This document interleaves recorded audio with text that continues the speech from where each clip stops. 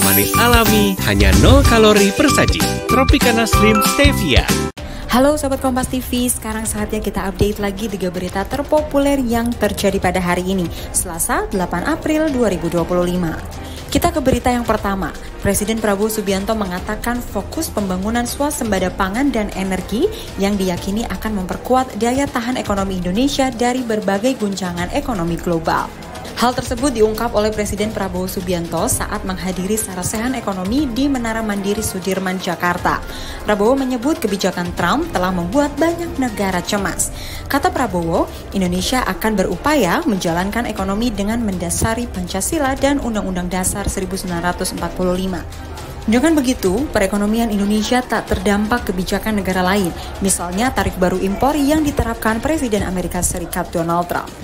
Apa yang terjadi sekarang, goncangan dunia akibat negara yang ekonominya terkuat, membuat kebijakan-kebijakan, memberi peningkatan tarif yang begitu tinggi kepada banyak negara, bisa dikatakan menimbulkan ketidakpastian dunia. Banyak negara yang cemas, ya.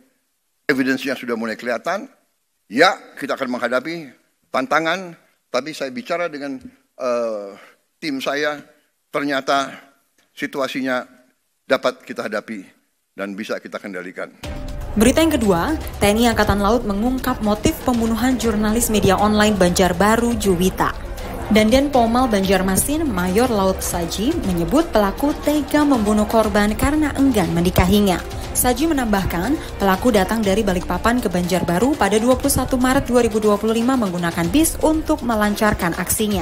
Berdasarkan hasil penyidikan, pembunuhan tersebut masuk dalam kategori pembunuhan berencana.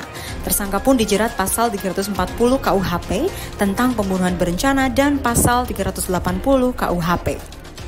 Dari keterangan tersangka dikaitkan dengan keterangan saksi dan barang bukti yang ada, maka menjadi dugaan motivasi tersangka melakukan perbuatan menghilangkan nyawa korban adalah tersangka tidak mau bertanggung jawab untuk menikahi korban. Tersangka cukup bukti melakukan tindak pidana pembunuhan berencana sebagaimana diatur dalam pasal 340 KUHP tentang pembunuhan berencana, pasal 338 KUHP tentang pembunuhan. Berita yang ketiga, Bupati Indramayu Luki Hakim akhirnya angkat bicara soal liburannya ke Jepang yang menuai sorotan karena dilakukan tanpa izin resmi ke Kementerian Dalam Negeri. Luki Hakim mengaku perjalanan tersebut merupakan janji lama kepada sang anak.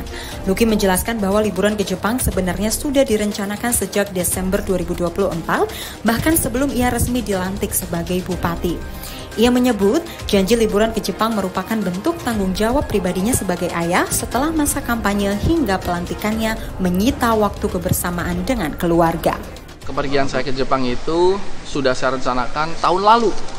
Bahkan tahun lalu ketika masa kampanye itu saya udah bersama keluarga, karena pas kampanye itu kan memang saya tuh setiap hari pergi, itu nggak pernah ke rumah, nggak pernah sama anak, nggak pernah sama keluarga. Jadi saya bilang nanti setelah terpilih, nanti mau cuti pergi ke luar negeri. Itu saya salah sebagai percontohan, ya saya siap menerima apapun konsekuensinya. Tapi saya ingin menjelaskan bahwa saya tidak bermaksud seperti itu.